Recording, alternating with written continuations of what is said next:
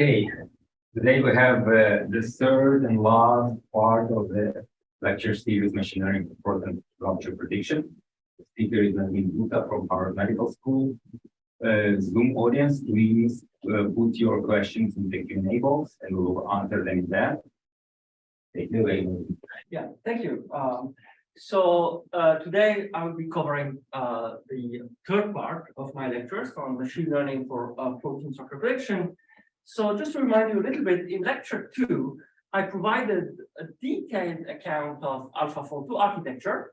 And the main message that I wanted to convey in lecture 2 is that really the successes and the breakthrough of AlphaFold2, it's not only about the data and the size of the network, it's really reflecting the sophistication of the modules that are integrated inside AlphaFold2.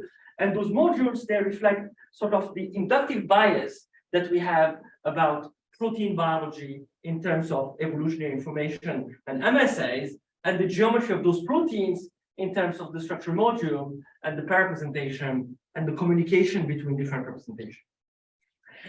In my first lecture, I explained how AlphaFold2 was really a breakthrough in the field of computational biology and computational protein biology by turning to CASP.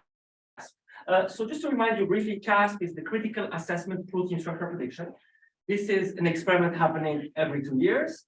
And this is the gold standard for assessing the quality of our computational pipeline. And as I explained in lecture 1, AlphaFold2 achieved a remarkable metric in 2020 at CASP15, where on average, for hard targets, AlphaFold2 was able to predict proteins with a resolution of 2 angstrom, which is now allowing biologists to make hypotheses. And this has really prompted the new sort of era that we are living in now, at least in structural biology, where AlphaFold2 is used as an assistant for structural biologists, and it is allowing us to scale by a very large amount the information and the structural information that we have about proteins. So let me today tell you a little bit more about CASP15, the last edition of this experiment that happened in December 2022, and then use CASP as a way to highlight the limitations of AlphaFold2. Because one purpose of my talk today is to convey the following message.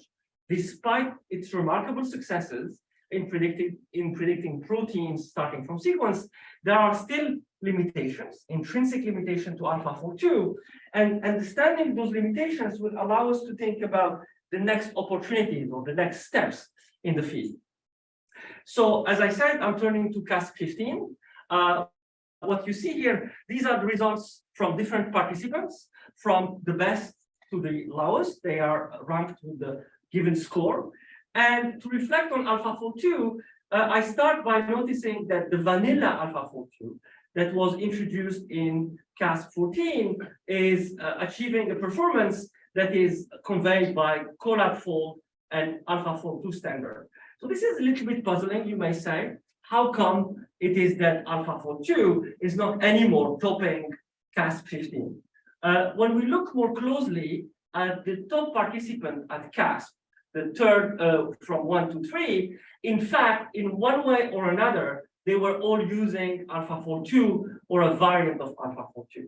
So the outcome of CASP15 is that the AlphaFold2 architecture is still the main architecture for predicting protein structure prediction, but the vanilla one, the vanilla version that was introduced in 2020 is not anymore achieving the best results. We need to do something else to improve those performance. And I will explain in a moment what has been done to improve AlphaFold2 to go again from the baseline AlphaFold2 to the top performing participants at CASP. Other things to notice about CASP15 is that large language model or protein language model for the very first time were introduced in CASP, or at least of those scales. This is ESM single sequence by a group at Meta AI, previously Facebook. And it was a bit disappointing to see that those language models were not performing as well as many other participants. Again, the expectation was that, as we have seen in language modeling for large language model, using similar strategies for protein, we can achieve very high accuracy. And we see that the current language models are still lagging behind. But to some extent, all the participants that we see achieving high performance, they are in one way or another using AlphaFold2, with one exception. This is the Baker group. They have introduced a system called Rosetta Fold, which is to a large extent inspired by AlphaFold2, but it was engineered in a sort of orthogonal fashion. So to sum up, CASP15, the most updated results that we have about protein structure prediction, AlphaFold2 is still the major player in town.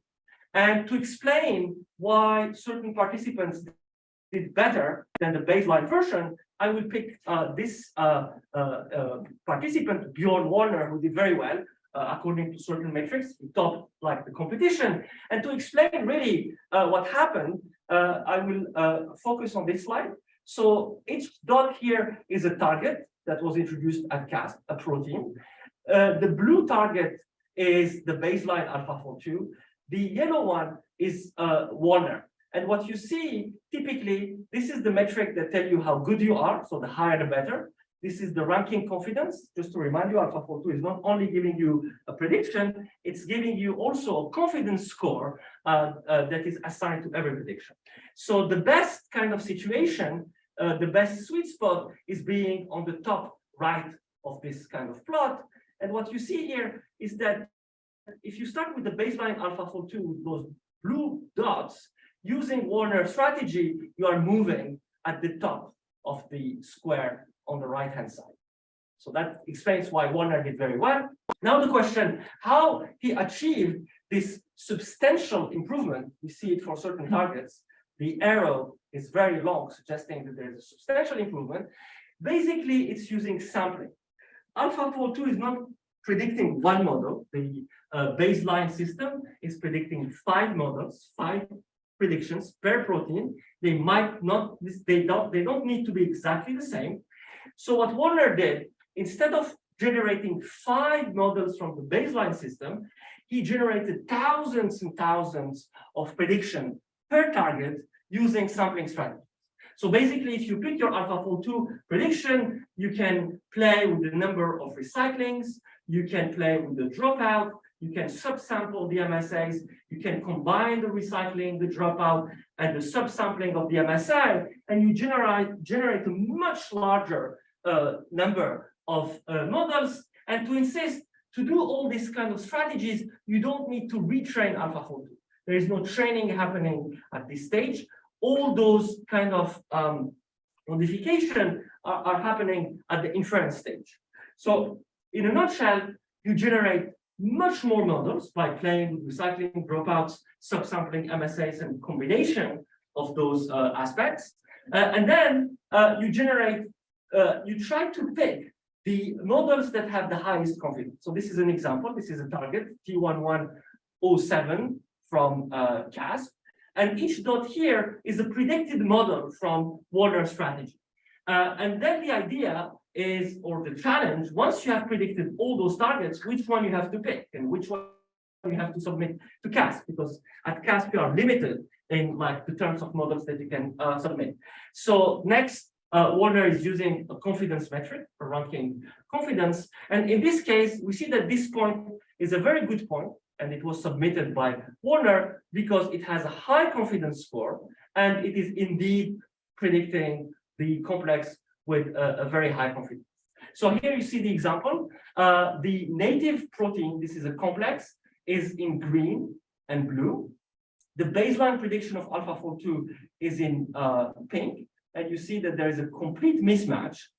This kind of branch is wrong. And then Warner in gray is providing a very good prediction. And you see it here. This is what Warner submitted in this case, this yellow dot. The vanilla AlphaFold2 prediction are here in red. So in a nutshell, this kind of very aggressive sampling strategy, this what explains the top performances at CASP15. One quick observation. Obviously, the way forward is not I believe, at least from my perspective, is not this very aggressive sampling for a very simple reason. Generating those models is expensive. So if we want to have highly accurate systems at the scale of the proteome, we cannot afford generating thousands and thousands of models per protein. That's not realistic. Again, CASP is a competition. There is a limited number of targets. You can imagine following this strategy at CASP, but you cannot, or at least I cannot imagine generalizing this kind of condition beyond CASP, unless you have a very strong interest in one individual protein. Okay, so I gave you sort of brief perspective about the results at CASP15. Now let me comment more on the limitation. So this might be hard to read, this plot. I will try to impact this plot. We don't need all the details. So first of all, going back to the fact that the baseline AlphaFold2 didn't perform very well at CASP, I think this is puzzling. We don't really know why AlphaFold2 that achieved a very high accuracy at CASP14 is now not able to achieve the same accuracy. Just to characterize this, the blue curve here is the average performance of AlphaFold2 at CASP14. And the y-axis is a metric, GDTTS. It is telling you how globally you are doing. The higher, the better, 100% being a perfect prediction. And the x-axis is accounting for the level of difficulty of the proteins. At CASP, the organizers, they have a very sophisticated way, sort of a taxonomy of proteins from easy to difficult. So typically the proteins that are in this region, they are easy to kind of predict. That's why you see that all the curves here are high, but sort of the holy grail at CASP are the proteins here at the right that are difficult to predict. So back just to the numbers, the average performance of AlphaFold2 in CASP14 was the blue curve, whereas the baseline AlphaFold2 at CASP15 is here, the dotted black curve. And we really don't understand why there is this gap. According to the CASP organizer, it is not the case that the submitted target in 2020 are much harder than in 2022 are much harder than 2020. So we don't really understand this gap. So when you use this kind of aggressive sampling, you improve the performance. These are the curves in red, green, and orange. And you see that there is improvement with respect to the baseline. The black curve here, this is an updated version of AlphaFold2. In fact, immediately after or during the conference, DeepMind submitted the targets. They were not really part of the competition, so their targets were not submitted in a blind fashion, but they submitted their targets sort of post-release of the results, and the black curve is the new AlphaFold2. There is nothing like major and novel in AlphaFold2. I think now you can call it AlphaFold 2.3, but there are some aspects that allow them to do better. So that's a bit the situation. Now let me stress the limitations. So there are a few targets that I'm highlighting here in this red region, for which all the models, the new AlphaFold 2.3, the subsampling didn't work. So we do have situations in CASP, and I will explain in a moment, beyond CASP, where none of the existing system can provide a highly accurate prediction. So if you pick those targets, they are around the GDTTS of 20, 30, 40. This is almost, you can think of it as a random guess. If I give you a protein, you do a random guess, you can be in this region. So what are those proteins, and why is it the case that AlphaFold2, again, despite all its capabilities, is not able to predict with high accuracy certain targets? So now if we look at those targets more precisely, here I'm picking two, T1131 and T1122. These are just the IDs, the identities used by the CASP organizer. Here we are comparing the native or the experimental structure in red, and in blue, this is one of the best prediction. And you see, again, you don't need to be an expert. There is a mismatch between the native structure, again, in red, and the predicted structure in blue, and the TF score, which is yet another metric, is very low. Is 0.3 for this target and 0.5 for the other target. And the reason for why we are failing at predicting those proteins with high accuracy is that because they don't have homologous sequence. So in a nutshell, To remind you, a central piece of AlphaFold2 is this idea of coevolution, which is expressed in terms of MSAs, multiple sequence alignment, but there are proteins in nature for which we don't have MSAs, or we do have a very shallow MSA. And for those proteins, the systems that we have now, AlphaFold2, the new version of AlphaFold2, the aggressive sampling is not really working. So this is a situation where current models cannot tackle. If you have an orphan proteins, i.e. protein without MSA, or if you have a very shallow MSA, we typically fail at providing highly accurate proteins. And again, just to remind you, the main idea behind AlphaFold2 is that we have coevolution, and by extracting coevolutionary signals from the MSA, we can fold the proteins, and this is embedded inside the architecture. And when this information is lacking, the MSA, we typically fail at providing highly accurate proteins. This is a very important observation. It had already been reported by the DeepMind team itself in their Nature paper, AlphaFold2. So there's this important analysis that I will explain. In the y-axis, you have a metric on LDDTCA, which is telling you how good is your prediction locally. Again, the higher the better, 100 being a perfect prediction.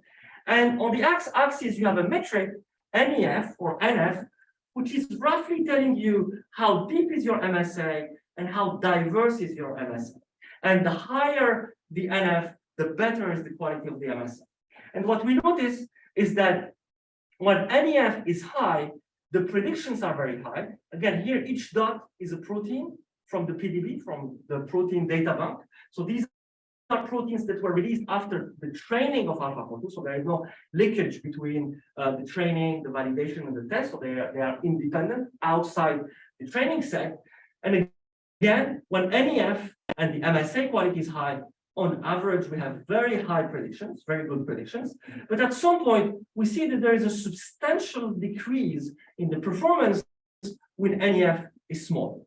So to sum up, AlphaFold2 is as powerful as the quality of the MSA in terms of their diversity and depth.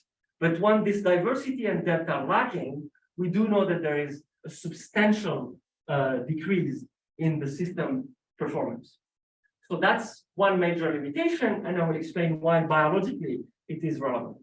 Another important challenge at CASP was mutation. We do know that mutations are very important because they explain evolution, they explain many diseases. So understanding the structural effect and impact of mutation is a critical question in biology, in computational biology. And the question, therefore, that the CASP organizer asked, can we now have computational pipelines that can allow us to predict the effect of mutations? So this is one example. Here you have, again, a target submitted at CASP15 This is the corresponding sequence of amino acids. This is a mutated version with very few mutations. So we have a mutation here at this point. We have another mutation here and here. And these are the ground truth structure. So we do know experimentally that those mutations are leading to a conformational change in those proteins. So the participants were asked, can you predict the effect of those mutations on the conformation of those proteins? And the answer is none of the participants was able to predict the effect of those mutations. So again, another major limitation for our current deep learning pipeline, including AlphaFold2 and systems like AlphaFold2, is that in most cases, they are not capable of capturing the effect of mutations. And as I said, this is extremely important for understanding evolution and diseases. So another aspect where AlphaFold2-like systems are struggling are antibodies. So as you certainly know, antibodies are an extremely important class of proteins. They are at the heart of the immune system, and they have almost this cognitive ability of specifically recognizing antigens and mounting response. So, and their ability to recognize antigens is encoded into their structure, and more specifically into variable regions and loops that are well understood by biologists. So understanding or predicting accurately antibody structure and predicting how they interact and how they form complexes with antigenes is also an extremely important question for biology, but also for medicine. And the situation is that AlphaFold2-like systems typically are not good at capturing those antibody structures and how they interact with antigens. And that was also shown at CASP. Here, very briefly, if you ask yourself, why do we struggle at predicting antibody structure? Of course, I don't think we have like a final answer, but I can just give you an intuition. So in a way, we go back to this question of MSA. AlphaFold2 is in many cases as good as your MSA. If you have good MSA, it's very likely that you have a good quality prediction. Those antibodies, they are part of the immune system. And in a way, they are, you might think of it, they are slightly outside the kind of usual evolution, or at least they are subjected to an internal evolution. So if you are a biologist, you may have heard about VD-J recombination. If you are not, I will tell you a little bit about this process because it's remarkable. So the idea here is the following. You start with the puzzle. How is it possible that the antibodies can recognize any arbitrary antigen? Because there's this premise in immunology that our immune system can in principle recognize any motif from any kind of protein or any microbe or bacteria. This is the whole process of like a vaccine. When we have a vaccine, we mount an antibody, we mount an immune response with the expectation that we have antibodies that can target specifically, say, a pattern in a protein from a virus. But if you want to quantify this kind of the size of those antigens, you can imagine that this is an extremely large ensemble. What are all the possible antigens in nature? I don't know whether this is well defined, but you can like pick a very large number and say, you know, this is maybe higher than 10 to the 6. So how can we generate this diversity? How can we generate 10 to the 6 different antibodies that can cover the whole immune repertoire? So that was really a puzzle. We don't have all this information in our genome. As you know, in humans, we have about 20,000 or so genes. So we don't have the ability to cover an ensemble of 10 to the 6. So nature invented a very kind of smart strategy, which is VD-J, which is sort of a combinatorial game at the level of our genes. So there are regions called V, D, and J in the genes expressing those antibodies, and they can be combined in many different ways. First, so we have the D and J arrangement. So you pick a region from the D region, the J region, and you form some combination. And then you pick a region from the V in many different ways. And this will generate a very high combinatorics that will allow us to generate this very large repertoire. And those final output of those combinations will lead to this kind of very specific motif on the antibody that allow us to kind of, in principle, recognize any other antigen. I would say this is a very active research area for physicists. Some of you, if you're familiar with biophysics, very distinguished biophysicists like Kurt Callan, Bill Galek, and their collaborator in Paris. They work very actively at understanding the statistics of those recombination. But what is yet missing is mapping these statistics into a robust sort of structural underpinning.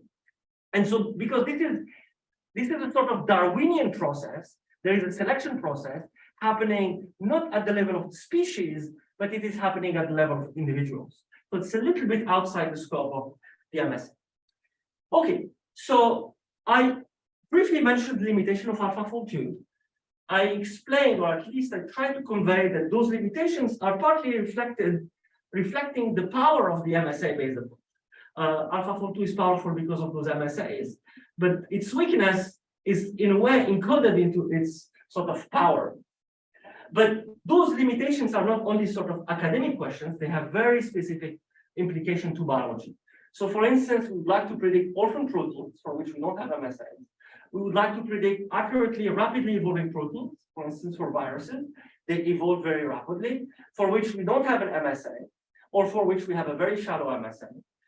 We would like to analyze allelic variations and disease mutations. And again, this is outside the scope of AlphaFold2. We would like to predict antibody-antigen binding.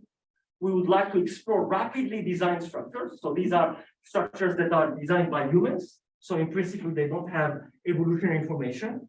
And maybe we would like to understand the principles, the physical principles of like how those polypeptide chains fold. And so for all those reasons, maybe there is a motivation for having a system that is not based on MSA, unlike AlphaFold2 or RosettaFold or our OpenFold, but a system that is highly accurate, like AlphaFold2, but a system that is not using evolutionary information. In a way, a system that only uses the single sequence information, like those physics-based systems. And the hope, at some point at least, very recently, was that language model could provide such alternative to MSA-based approach. And I will explain later what is the situation with language model for the questions that I just raised. Can we predict orphan proteins? Can we predict proteins for which we don't have MSAs using language model? So I give you a very brief glimpse about the limitation of AlphaFold2 from the point of view of the MSAs and the point of view of like how the system is trained in terms of like the inductive bias. Let me now mention another limitation of AlphaFold2, which is related to the biological context. So the way how AlphaFold2 is currently working, you might think of it in the following, as if AlphaFold2 is imagining that proteins exist in the vacuum.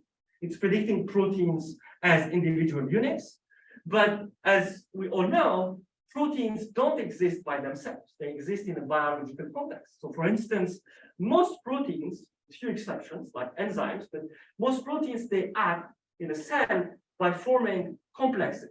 So this is a complex with two proteins, but we do have very large complexes. In my lecture one, I mentioned the nucleopore, which is a gate that is kind of controlling the information flow between the cytoplasm and the nucleus. And for the nucleopore, we have more than like thousands of subunits. So we need to understand how proteins are interacting and how they form complexes. Proteins also interact with small chemical compounds. This is how they process chemical reaction in the cell. This is how they interact with the drug. They also interact with nucleic acids in DNA. So for instance, again, if you are not a biologist, there is a very important class of proteins that we call transcription factor. And their main role is to specifically bind to certain region in the DNA such that we can express certain genes and we can turn on certain genes in a given cell. And also proteins are dynamic. They are not very rigid. So we have all this kind of biological context that is now beyond AlphaFold2 capability, and we might think this could be the next step for AlphaFold2. So here, let me give you one example about biological context. This is again a result from AlphaFold2 paper, and what we see here, we see prediction of what we call the side chains. So the AlphaFold2 prediction is in blue, the ground truth or the experimental side chain are in green. And we see that there is a very good matching between the predicted side chains and the experimental side chains. The RMSD is very low, it's like 0.59 angstrom. And those side chains are oriented as if there is a zinc that is at the center here. So if we look at the experiment, indeed, there is a zinc molecule, and that's why the side chain is adopting this conformation. But there is here a caveat, a very important caveat, which is AlphaFold2 has never seen a zinc. So how on earth AlphaFold2 is capable of generating conformations that are expecting a zinc molecule? And again, the explanation is that AlphaFold2 is not aware about the biological context. It is providing very high accurate structures in most cases, again, when we have MSAs, but it's not aware about this context. So you might then ask the question, but if during the training, AlphaFold2 was not seeing molecules like zinc or ATP or ADP or any other chemical species you want to pick, how can AlphaFold2 predict such conformation? The reason is the way how the system is currently trained. So the PDB, again, which is sort of the gold standard for the type of data we use in structural biology, contains all type of biological context. So if you open the PDB, you can find complexes of proteins. You can find proteins binding with ligands or protein bindings with nucleic acid.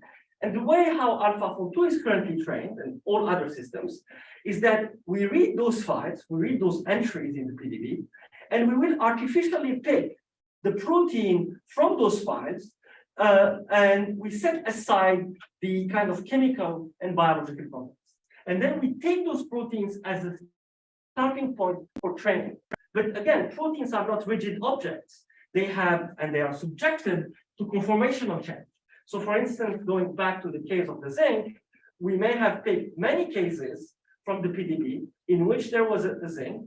We keep the amino acid atoms, we set aside those zinc molecules, and then we train. So it's a little bit artificial. And it raises the question, can we now move forward by having a more sophisticated version of AlphaFold2 that will account for biological context? It will allow us to understand when proteins exist by themselves as individual units, but it will also allow us to understand when they form complexes, when they are binding small molecules, or they are binding nucleic acid. And so then the question, how could we move forward starting with AlphaFold2 as a baseline? So let me now focus on the case of complex. So imagine we have AlphaFold2, which is about single chain proteins. How can we now predict complexes? And what would be the strategy to follow? So to remind you again, the central idea for predicting proteins as single chain is the idea of coevolution. We have MSAs, we extract some statistics from the MSA, we have an inference problem, which allow us to fold proteins. Now, if we look at kind of complexes, we have a very similar situation. So imagine you have a protein A and a protein B. You generate the MSA respectively for A and B. It is very likely that the atoms or the residues that are forming the interaction interface are connected by coevolution. And again, the intuition is very simple to understand. Imagine that this complex has a very important functional role in biology. If we have a mutation happening here at this site, if it's not compensated accordingly in the other protein B, we may destabilize this complex, and this might have deleterious effects. So if we want to keep the stability of those complexes, again, we may have co-evolving residues, but not at the level of a single protein, as we have described previously, but at like the level of two proteins, A and B, or multiple proteins, if we have like multiple complex. So now, given this idea, given the fact that there is a co-evolutionary intuition behind the way how proteins are forming complexes, we can use this idea for folding complexes. So one strategy that was used by many groups, including the group of Arne Elofsson in Sweden, is to say, we take the AlphaFold2 as it was trained, with the weights of AlphaFold2 that was trained again with a single chain, and then instead of taking one MSA for protein A, we will take an MSA of protein A, an MSA of protein B. We find a sort of way of like how to pair them, and the pairing is not unique. There are multiple ways, but you can think of like pairing those two MSAs, and then you feed this object into AlphaFold2, and then you predict your complex. So what are the results? The results are quite impressive. So as I said, there are many strategies for how you pair those MSAs. So you have different variants, AlphaFold linker, AlphaFold gap, so on and so forth. So here we assess those methods using, again, yet another metric called DOQ. Again, the higher the better, one being perfect prediction. And what is remarkable is that those methods that were using the AlphaFold2, again, I insist, that was trained on a single chain, were capable of folding complexes, and they were achieving better results than the state-of-the-art methods that were specifically designed for generating complexes. So this is remarkable. And again, it suggests that AlphaFold2 is or has learned something about the physics and the chemistry of those proteins. So that was the situation. But after this work of pairing MSAs, there was a model called AlphaFold multimer that was introduced again by the same group, DeepMind, that achieved much better than any MSA pairing. So the question now, why is AlphaFold Multimer achieving better results than the original AlphaFold2. And in a nutshell, the reason is the following. AlphaFold Multimer was retrained. So instead of using the weights of AlphaFold2 for single chain, the idea is we will retrain AlphaFold2 from scratch such that now the task is to predict complexes instead of using the old weights. And all the systems here, AlphaFold linker, AlphaFold gap, were not retrained. So, but what is the logic behind? So why is it the case that by retraining the system, we achieve better results? So I hope now you remember what I was trying to convey. AlphaFold2 is extremely powerful because it is reflecting the inductive bias about the chemistry, the physics, the geometry, and the evolutionary information of proteins. Now, if we want to fold complexes, we need to account for extra inductive bias. So for instance, an important inductive bias when we are dealing with multiple chains is that we don't want them to overlap. This cannot happen. You cannot have like chain 1 overlapping with chain 2. There are steric clashes. This is just basic physics.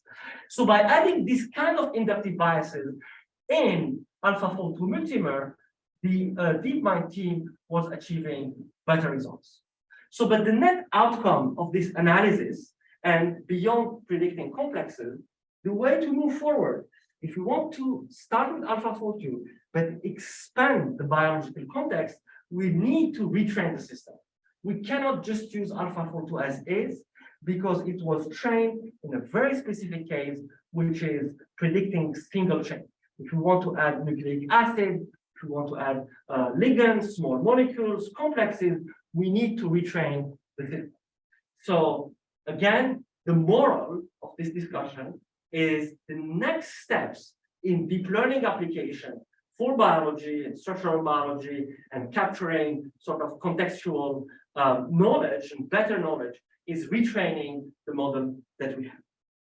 And this is the main motivation why we have built OpenFold. So OpenFold is a fully re-engineered version of AlphaFold2. And I will explain later in my talk what is AlphaFold2, what we have learned by building AlphaFold2, the new insights into how AlphaFold2 is learning and its capacity for generalization.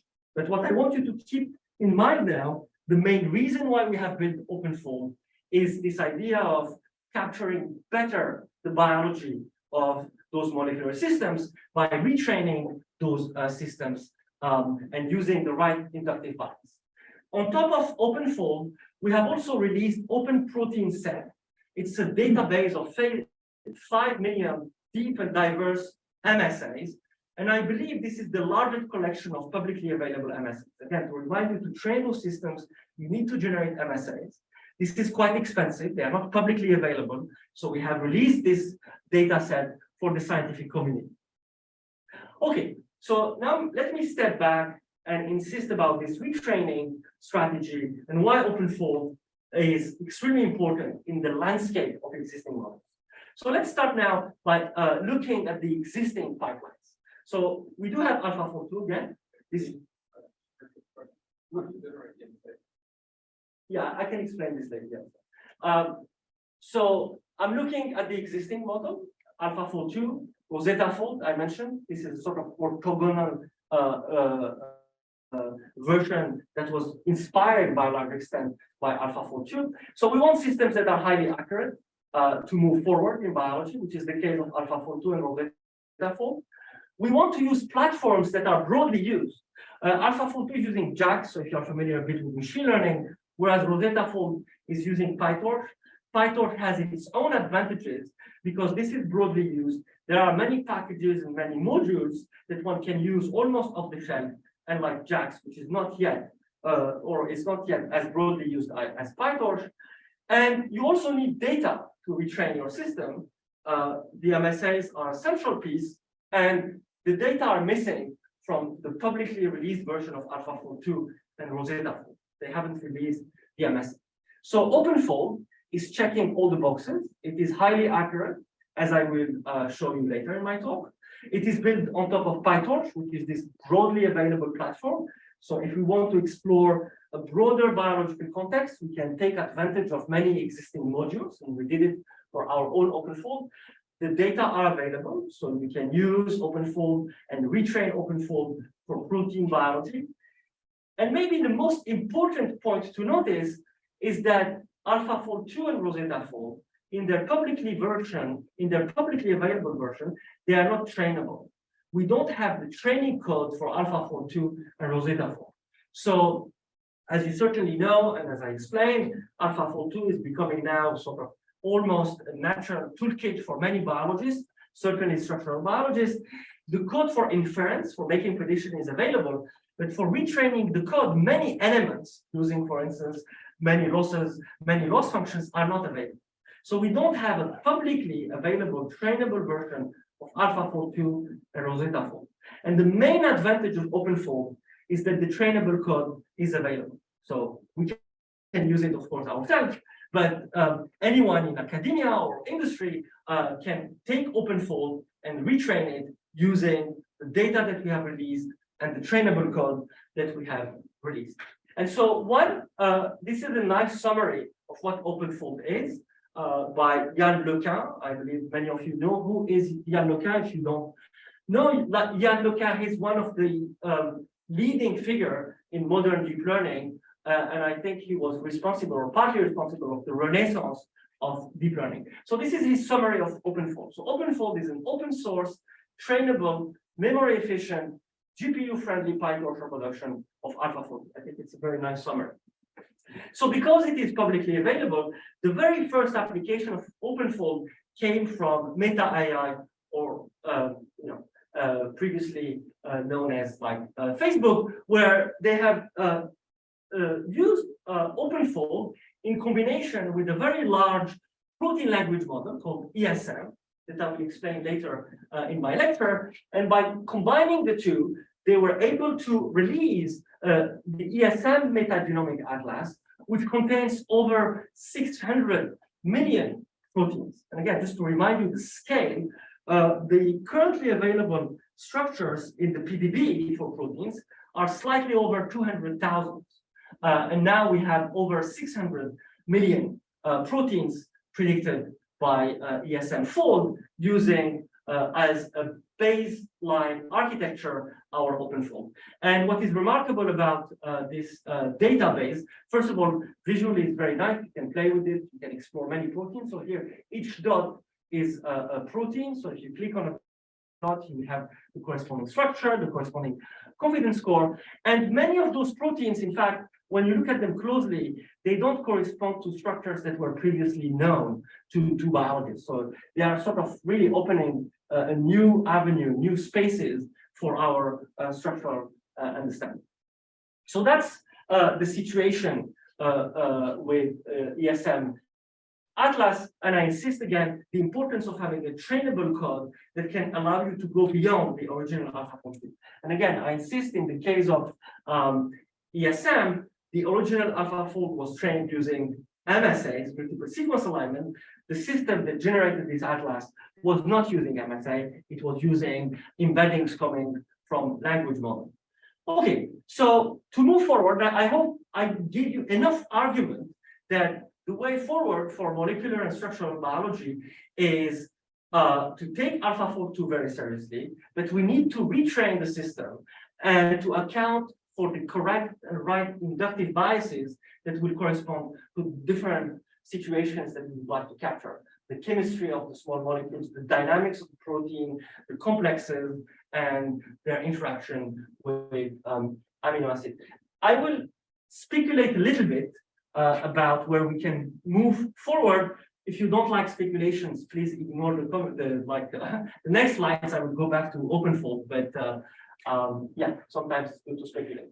So the idea really of trying to capture this biological context, I believe it's not only about providing better representation or better kind of understanding of the molecular and structural information that we would like to achieve about those constituents in the cell.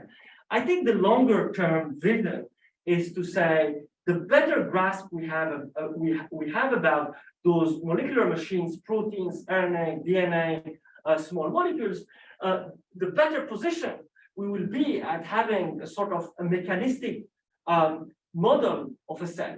As probably many of you know, we don't yet have sort of this kind of quantitative understanding of a cell as a single unit.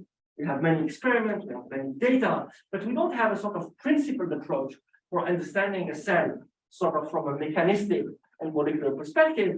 And maybe the better we get at understanding those constituents, and the better we get at understanding how they interact and how they evolve and how they are constrained by their dynamics, the closer we will get at this picture where we can have a sort of quantitative understanding of a large scale situation in biology, which could be, as a first step, a cell.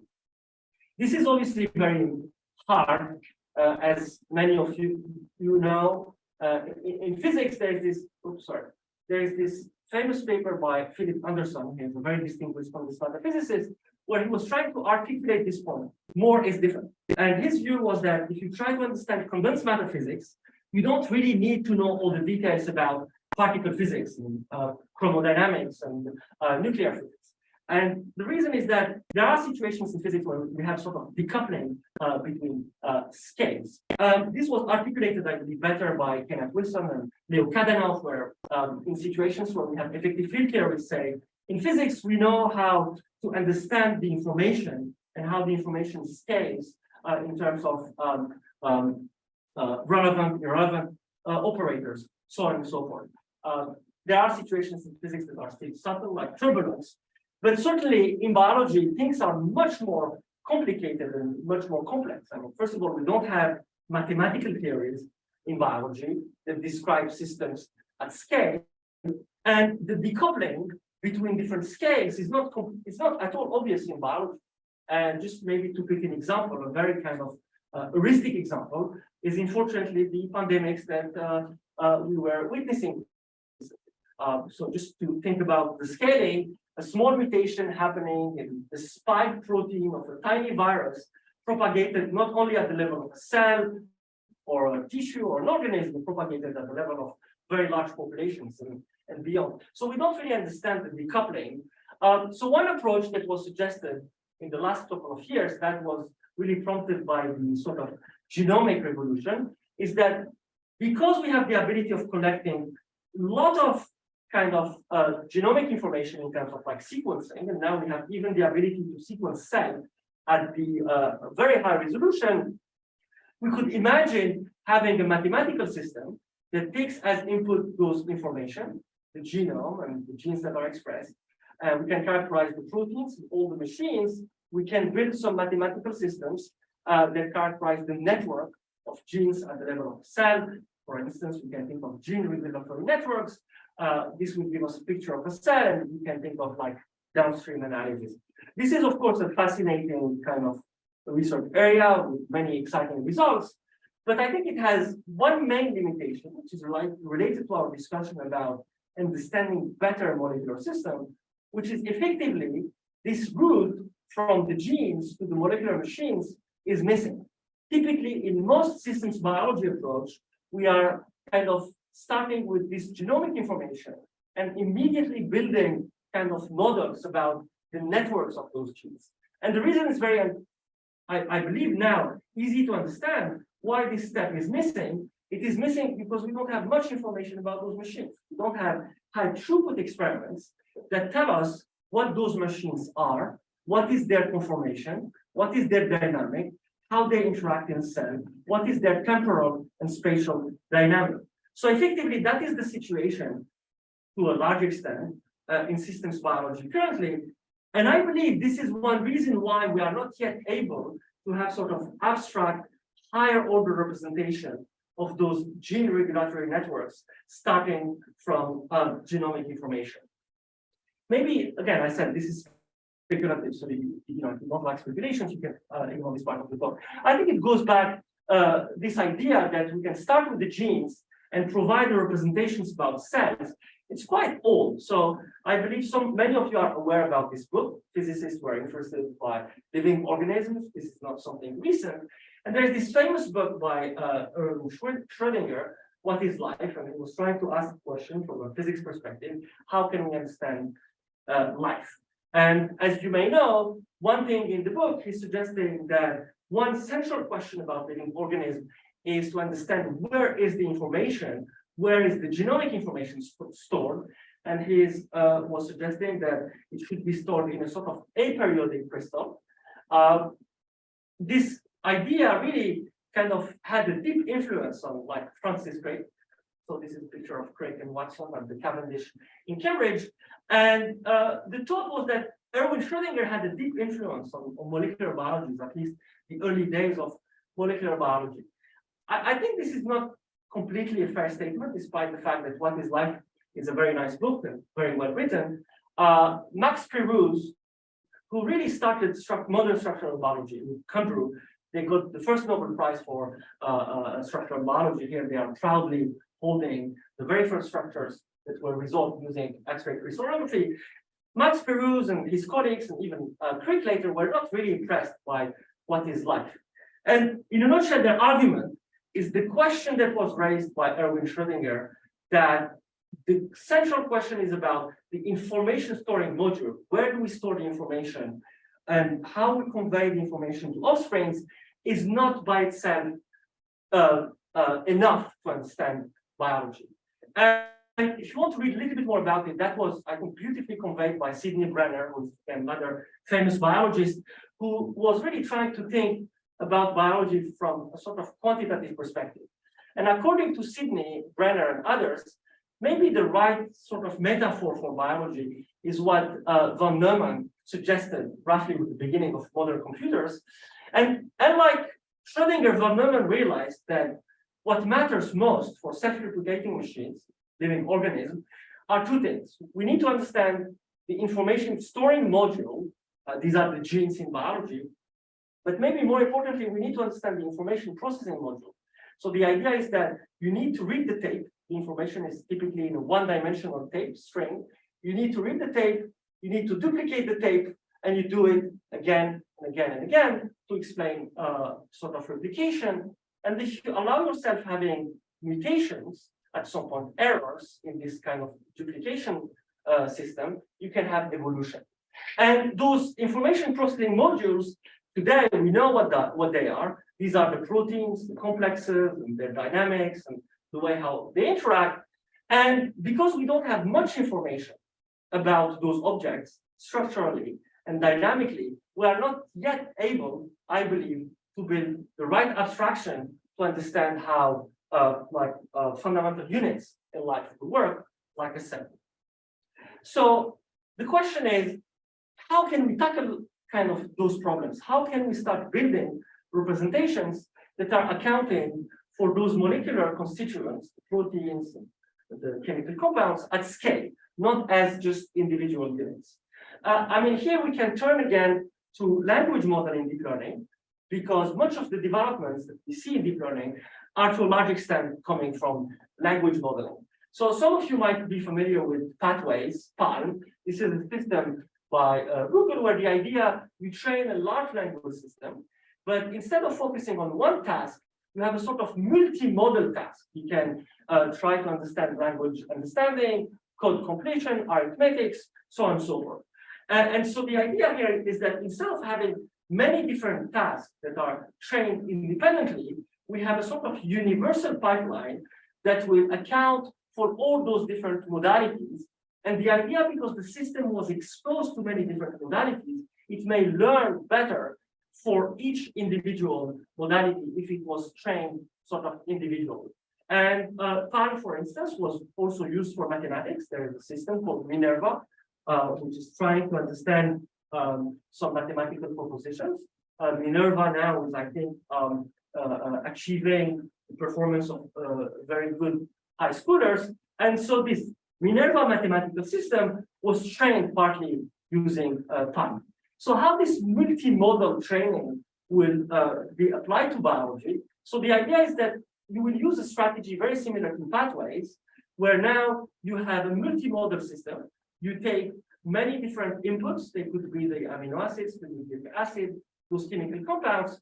And the prediction now, it would be multimodal. You can predict complexes, you can predict individual kind of proteins, you can predict RNA structure, so on and so forth. And really the purpose of this multimodal training for biology would be that at some point, the hope, we will capture the universal chemistry that is central to living organisms.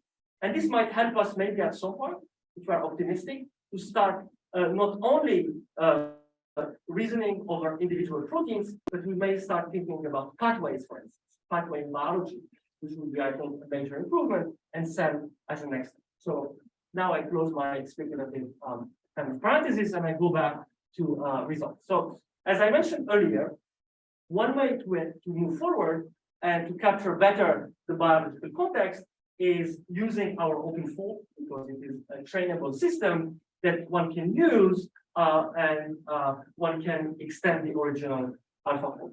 So in the next step, I will share with you some insights that we have learned about AlphaFold2. More importantly, how AlphaFold2 can generalize, and I will tell you a little bit about its learning mechanism. So the very first thing, reproducing AlphaFold2, as I hope you realize, it's not a simple task. The very first thing you need to make sure is that you are reproducing the accuracy of AlphaFold2. You want to convince yourself that the system that you have built is indeed reproducing the very high accuracy of AlphaFold2. So to assess the accuracy of our system vis-a-vis AlphaFold2, we have used Cameo. So I mentioned earlier CASP, which is the gold standard for assessing the quality of our systems. CASP is only happening every 2 years, so we cannot wait 2 years for assessing our system. So we turned to Cameo, which stands for Continuous Automated Model Evaluation. So this is an evaluation that is happening on a continuous basis. If you look at the website of Cameo, almost every day there are targets that are released, and you can assess the quality of your prediction using Cameo. So that's what we did. And here I'm reporting the results. So what are this plot? So on the y-axis, I'm reporting the performance of OpenFold. On the x-axis, this is the performance of AlphaFold. Each dot is a target from the Cameo data set. We have slightly less than 200 targets. And again, we are using this metric, LVDT, C alpha, the higher the better. And we have a very large cluster here, above 0.8, suggesting that the two systems are indeed predicting the most proteins with very high accuracy. And if we look at the means, AlphaFold2 is predicting those targets with 0.91 LVDT, and we are predicting the very same targets with 0.19. So on average, AlphaFold2 and OpenFold, they have the same performance. So suggesting again that our OpenFold is perfectly matching the accuracy of AlphaFold2. I insist this is not obvious. For instance, Rosetta Fold, this kind of independent attempt at reproducing AlphaFold2 in a sort of orthogonal fashion at the beginning was not able to reproduce AlphaFold2. So that's the starting point. We have a system, OpenFold, that is matching the performance of AlphaFold2. So quick question. It's just a retrain AlphaFold2. Why is it not on the study? No, the code is built completely from scratch. As I said, the training code for AlphaFold2 is not available. This is not something that you can publish. So we had to rewrite everything from scratch. Right? The platform used for AlphaFold2 is using JAX. We are using Python. So again, OpenFold is trying to stick as much as we can to AlphaFold2, but as a piece of code, it's completely different. We had to rewrite completely different. That's a highly not trivial system. It's not I give you a code that was trained and you retrain it using the same data. But that's completely different. Okay, good. And I insist the trainable version of AlphaFold2 is not publicly available. If you ask yourself, I want to go and train it, it's not available. Okay, so this is one example from the validation set. So this is a protein. In orange is OpenFold, in blue is AlphaFold, and the ground truth or the experimental structure is in green. As you see, there is a very high match between the three. There are a few discrepancies at the tails, but these are expected because typically those systems, they don't predict those tails with very high accuracy. So again, to sum up, this independent re-engineered version of AlphaFold2 that we call OpenFold is achieving the same level of accuracy as AlphaFold2. We do have some advantages over AlphaFold2 in terms of speed and efficiency. So let me unpack a little bit this table. So here N, in this column, these are the size of the proteins that we are considering, the number of residues from 100 to over 4,000.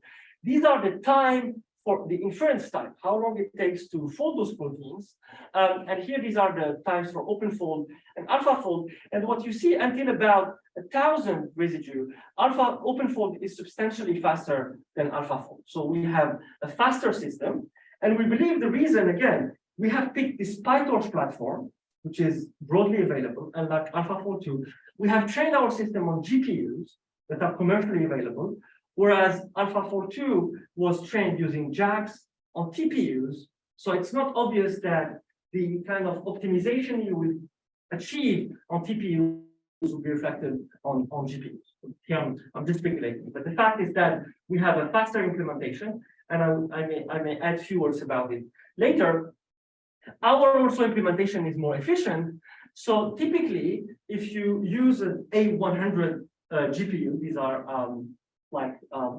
commercially available GPUs, you cannot fold proteins above 2,500 residues on a commercially available GPU using AlphaFold. Whereas with OpenFold, you can go all the way up to 4,700. So our system is faster and more efficient. So this is very important again. If you want to predict proteins at scale, speed is very important. As I mentioned earlier, Meta AI, they have released 600 million proteins. So if you have a major speed up, this is very important for generating those data. And predicting larger proteins with larger residues, this is very important for complexity. Yeah. I was wondering, is there an architectural reason for the speed up, or like for the ability to predict longer sequences? For speed up, I would say a little bit more about it. Yeah. Okay. Now I will start sharing with you the observations that we have made that were not previously known. Again, the details of how AlphaFold2 was trained were not publicly available. So I think the very first observation that we have made, which is very important for the project of extending OpenFold and accounting for larger biological context, is the very fast convergence during training. So what I'm sharing here, this is the training curve. And here it's the metric, one of the metrics that we use to assess the model quality during training, get LDDTCA, the higher the better, one being a perfect prediction. And what you notice, there is a very sharp increase in the model performance. And in fact, 90% of the final accuracy is achieved in 3% of final training time. So if you have done some machine learning training, this is uncommon. You don't see this kind of behavior in your daily practice of training system. And I believe this is extremely important observation, because moving forward, as I said, we need to retrain the system. Those systems are expensive, at least for academic groups, and retraining means testing many variants. It's not like we have a starting architecture, but the fact that the training is very fast suggests that we can test many modalities and many variants in a reasonable amount of time. So this important observation, I think it's a very good reason for optimism to say we can take those very sophisticated architecture and we can try to explore many different modalities and variants to account for a larger biological context. Now, as I mentioned earlier, AlphaFold2 is not only providing prediction, it is predicting structures with the corresponding local confidence score that is called PLDDT, predicted LDDT. So just to remind you very briefly, the dark blue region, these are highly predicted. The PLDDT is above 90, and then you have the very low predicted region with the PLDDT smaller than 50. So we did ask the question, how is this PLDDT score learned during training? And this is what I'm plotting here. How is the confidence acquired during training? So in the y-axis, this is the LDDT. So this is really comparing your predicted structure to the experimental structure. And this is the PLDDT, what the system believes is the accuracy of its prediction. And the color coding here, these are the different steps during training or epochs from blue, the beginning of training, until a certain cutoff. And what you notice is that at the beginning, and I believe this is not unexpected, the system is a bit overconfident, as if like OpenFold is fooling itself. The PLDDT is higher than the LDDT. So the system believes that it's like making good predictions, but in fact, they are not good. So here the LDDT is almost like 0, for instance, whereas OpenFold believes at the beginning of the training that the confidence metric is higher.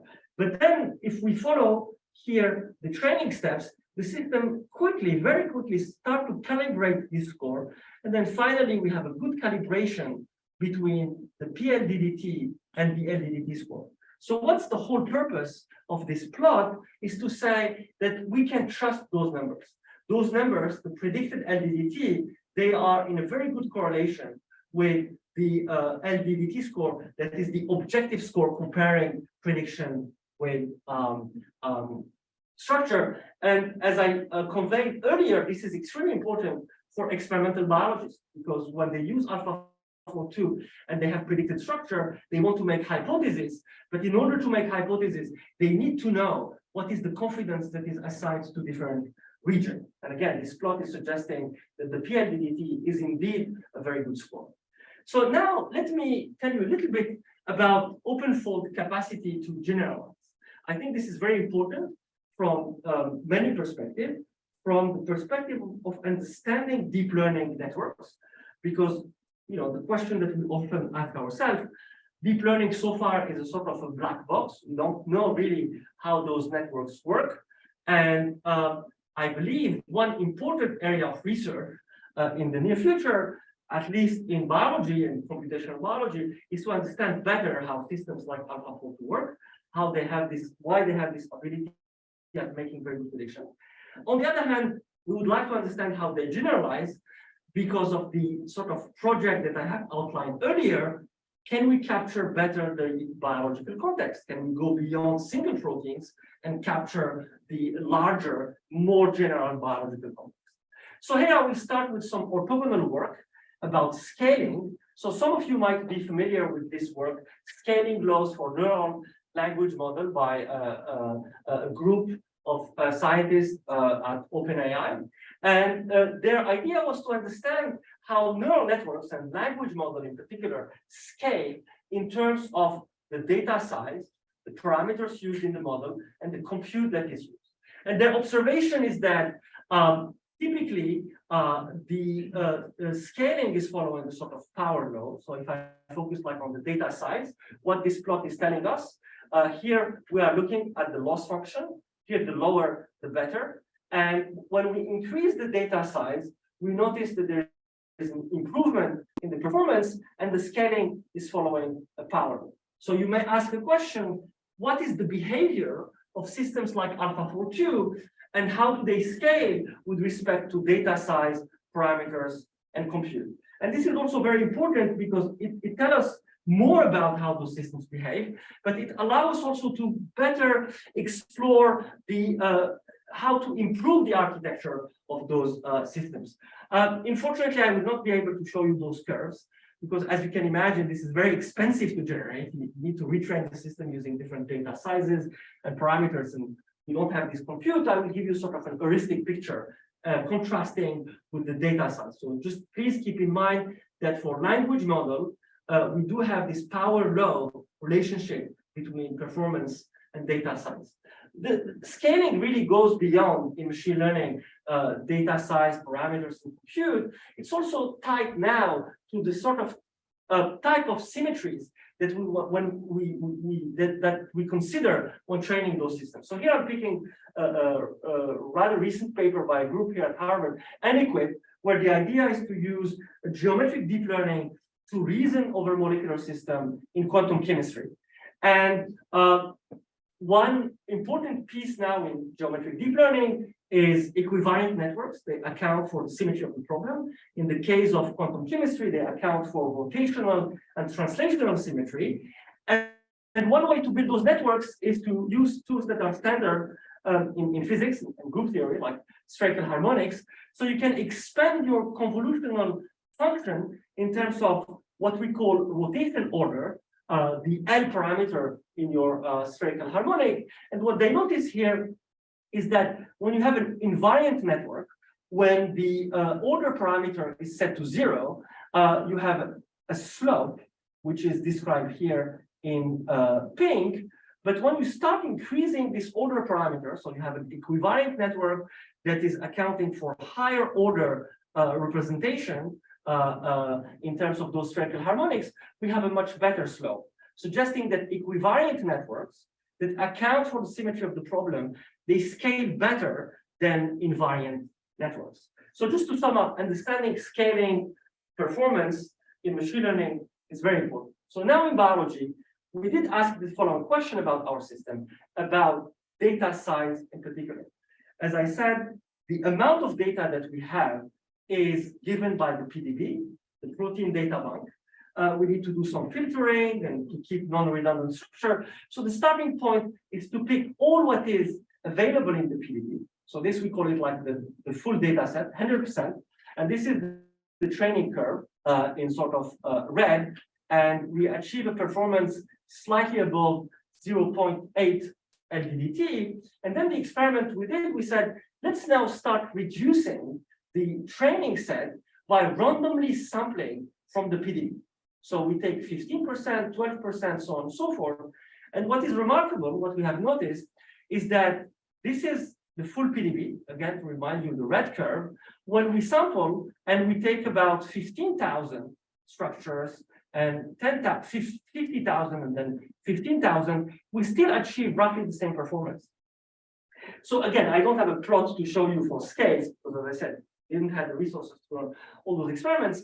But the suggestion is that unlike what we have seen in many other tasks in machine learning, in vision, and in language modeling, the scaling between data size for training and performance is much more subtle. Yeah. How many times do you go through the data set for a step? So a step is roughly like an epoch, and it's almost like the whole data set. The whole data set once, right? Yeah, exactly. Roughly, yeah. So, and then we start seeing a decrease in performance around 5,000 targets. So if I randomly pick 5,000 targets from the PDB, this is the green curve. If I pick 1,000 targets, this is the blue curve. But one thing remarkable to notice here is that even when we pick a blue curve here, 1,000, only 1,000 protein from the PDB, we achieve an LVDT above 0.6. So this performance would have been better than any system that was published or released prior to AlphaFold2. So despite this decrease, those systems are still better than any other system before AlphaFold2.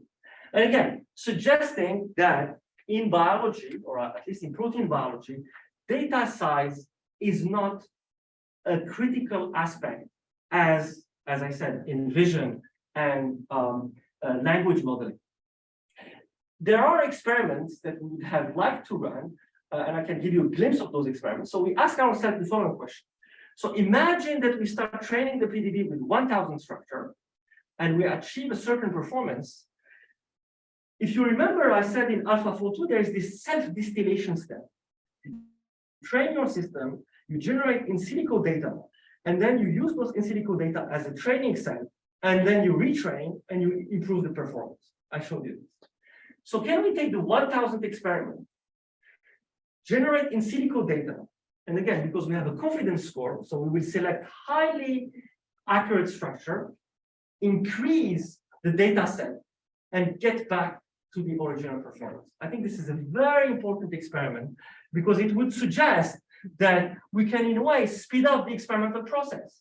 We could have predicted a system with very high accuracy without waiting for a PDB with 200,000 or so structure. And this might have very deep kind of impact in situations in biology where we don't have much data. Creating in silico data, you mean structures? Yes, or structure. sequences, Yes. or also the sequence? No, so we will pick sequences that are diverse. So we will pick sequences that are diverse from the original trainings. But Yeah, real sequence. Yes. Okay. And then we fold them and then we put them back in the training set. Okay. So this is a bit puzzling, but let's ask ourselves, why is it the case that we don't have this sensitivity to kind of data size and like to all what we have seen, again, vision and language modeling. Let me just remind you one observation I made in my first lecture. The map between sequence space and structure space is redundant. It is not the case that we have one structure for one sequence. We have an ensemble of sequences that correspond to structures. So we have this kind of intrinsic redundancy. And moreover, in biology, we do have a sort of a way to talk about all the possible folds, all the possible structures. And let me here just briefly guide you. So in biology, we talk about classes. Basically, you can think of classes as proteins that have mainly alpha, they are mainly alpha helical, so these are secondary structure motif. So you only have alpha helices, or you have only mostly beta sheets, or alpha helices and beta sheets. And then within each class, you can think of an architecture. The architecture will tell you roughly how the beta sheets and the alpha helices are kind of composed in space. Then you have the last step, which is the topology, which is telling you how they are organized. Again, if you are a mathematician, you will not be very happy with this nomenclature because it doesn't correspond to what we say and what we use in mathematics. I'm just reporting what we use in biology. But as I said, I think the major challenge is to try to understand better those nomenclature using mathematical language. And it turns out that despite the fact that we keep adding structures in the PDB, they all belong roughly to those kind of classes, architecture, and topology. Nature has been extremely parsimonious in terms of like what structures are allowed in nature. It is not the case that we have a very large combinatorial space here and we keep discovering new structures. Nature has been extremely conservative in terms of like the topology. So if you ask yourself, what are the amount of like topologies, again, in the heuristic sense, not in the mathematical sense, that are known so far, we have a few thousands, that's it. And we keep discovering new proteins and they belong to, or most of them will belong to well-known topologies. So suggesting, back to my previous figure, there is a large amount of redundancy in the data set that we are using. In terms of like those motif and structure, they are not known a priori, but AlphaFold2 might have started picking those redundancy and understand better kind of the map from sequence to structure. And so how, I will be brief. So why is it the case that nature has been parsimonious in structure space? This is because of the constraints. We cannot put atoms in arbitrary positions. I mentioned this Ramachandran plot. If you take all the data in the PDB and you plot them using local degrees of freedom phi and psi, you see that you have this very tight clustering. All those dark regions are forbidden. There are mostly no atoms that exist in nature in those regions. And if you look more closely, those clusters, these are alpha helices, these are beta sheets. That's why we have mostly alpha helices and beta sheets. There are more constraints, I believe, that are not yet very well known to biologists. This is a work by a mathematician, Bob Penner, and his colleagues. They were looking at clusters in the space of rotation SO3 between hydrogen bonds.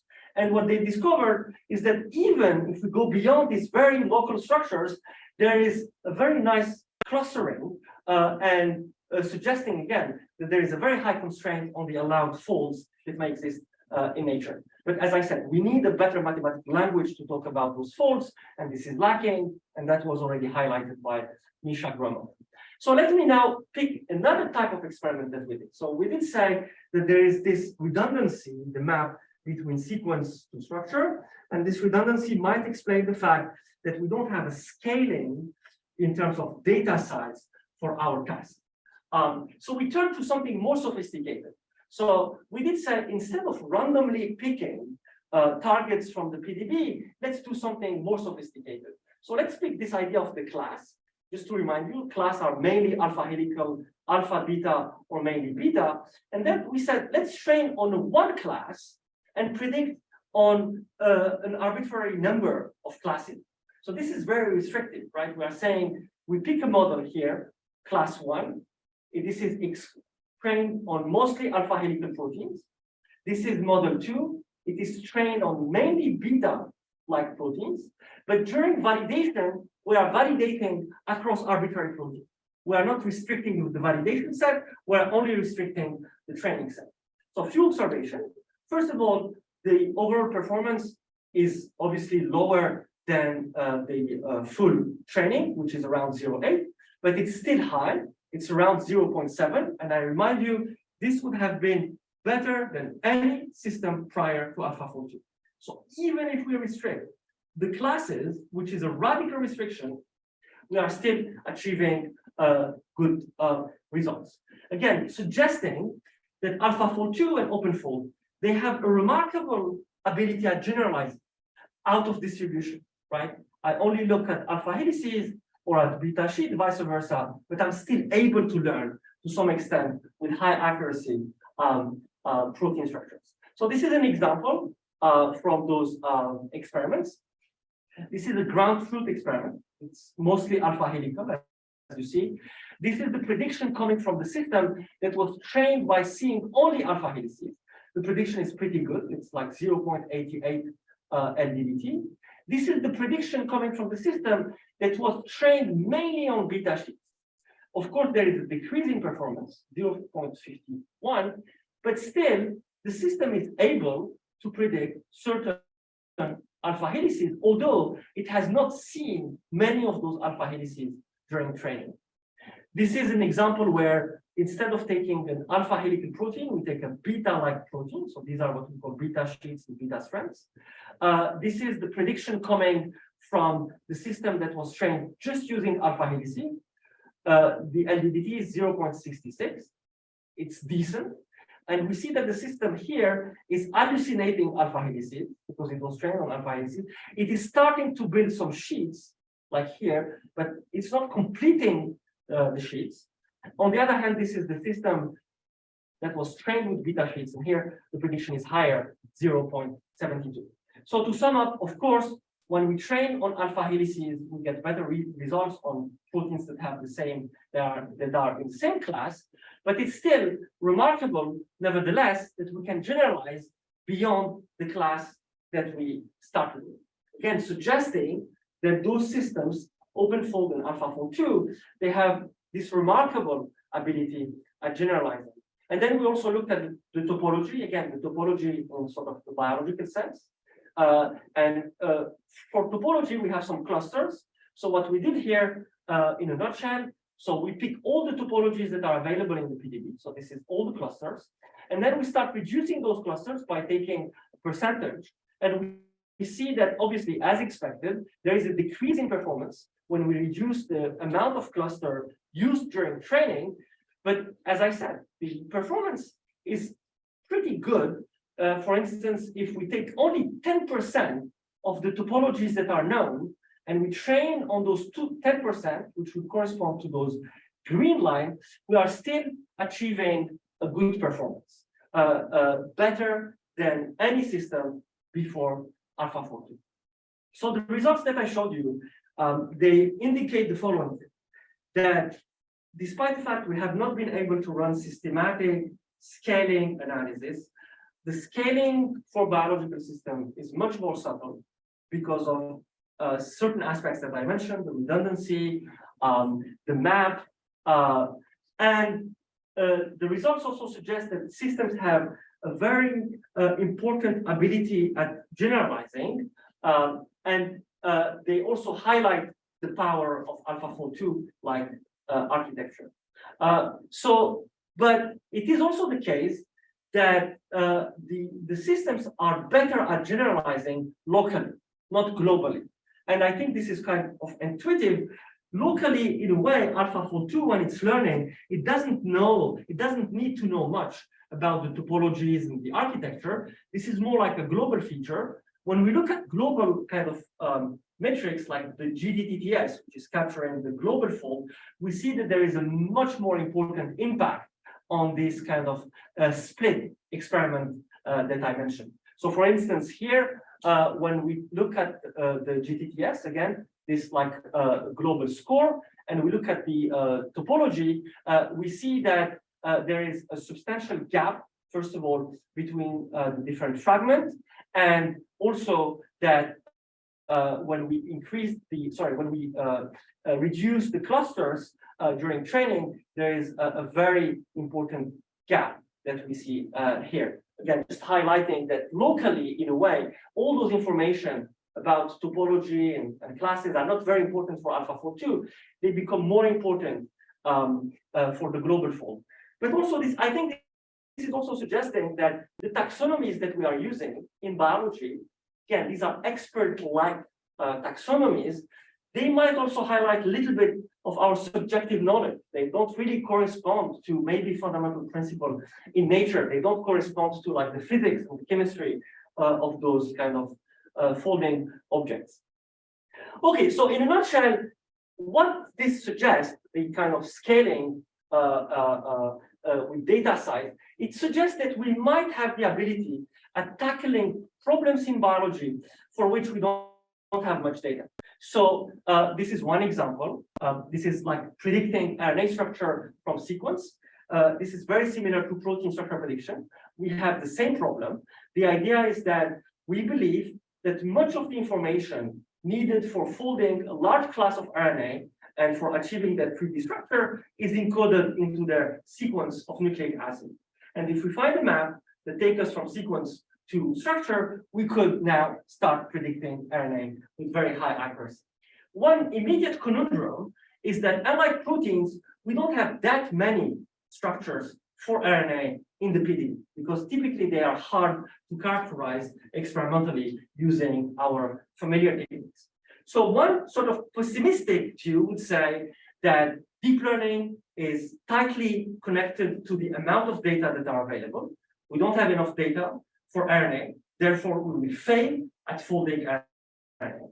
Maybe a more optimistic view is what I was trying to convey here, is that it's not really about data availability, it's mostly about data diversity and also the type of inductive biases that we need to use during training. And this optimistic view might suggest that we could be able to predict a highly accurate pipeline for predicting RNA structure. So in a nutshell, what I shared with you about OpenFold, OpenFold is highly accurate. We match AlphaFold2 prediction. There is this remarkable fast convergence during training, suggesting that we can discover and we can explore many different modalities in a very short amount of time. There is a very interesting scale between data size and performance, suggesting that we may not need as many data as we may expect in language modeling and vision. And the model has a very important ability at generalizing even between different classes, as I showed you. So taken all together, this suggests that the plan that I mentioned earlier, which is generalizing AlphaFold2 and OpenFold beyond protein structure prediction and single protein structure prediction to complexes and interaction with ligand and with nucleic acid and predicting RNA might be realistic. So there are very good reasons to believe that we may take OpenFold and extend it to those cases. And we are currently working on some of those aspects, so stay tuned, and you may hear more about those aspects in the near future. I don't know whether I should stop. I have more. You tell me. How much time is it? Really up to you. I mean, I have more slides. I mean, there's a whole topic about protein language models. I don't get it. So maybe let me finish with geometric learning and then I can stop. Okay, so also we have learned something about the way how the geometry works, right? Just to remind you, in the structure module, there's this very kind of counterintuitive intuition, which is when we start folding the proteins, we take all the residues and we center the residues at the origin. And then there is sort of an expansion from the origin that allows us to recover the polypeptide chain. And really, we wanted to understand better how this is working because it's a bit counterintuitive. So proteins are not any arbitrary objects. They have a specific phase. that can be characterized in terms of like the radius of gyration, which tell you how compact they are. So basically, you can take the difference between all the positions by restricting to the C alpha atom, you sum and you normalize, and you have this number. And in fact, if you consider the large N limit, where the number of residues is very large, you have a sort of scaling behavior, a universal scaling behavior with some like exponents that are universal. And in fact, you can characterize the different phases of polymers in terms of those scaling exponents. So for instance, proteins, they scale with a factor of 1/3. This is a collapsed phase. Flexible chains, they have a scale of 1/2. Self-avoiding Grondemols, they are 3/5, and rigid stick is like 1. And obviously, at the beginning, AlphaFold2 is not at all living in this space, because the assumption that is made at the beginning is really outside the scope of those kind of polymers.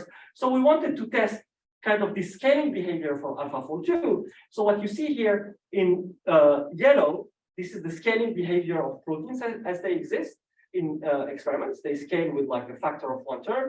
And what you have seen here, this expansion, is like how AlphaFold2 and OpenFold are slowly relearning the right phases of proteins. So they start from something that is completely unphysical, the slope that you have seen here, and then they slowly recover the right phase of proteins. And if we look now at individual proteins, the way how they evolve is that at the beginning, you have a collapsed phase where all the residues are at the origin. Then they expand in a sort of two-dimensional plane. It's almost planar. And then they explore the three-dimensional kind of structure. And they finally kind of recover the beta sheets and the alpha helices. So this is one example. I could have told you more, but I think I will stop for the purpose of time. But AlphaFold2 is really exploring those structures in a sort of sequential way. Start with like a one-dimensional expansion, and then a two-dimensional expansion, and a three-dimensional expansion. So yeah, I think I should just go to the end, and I will finish.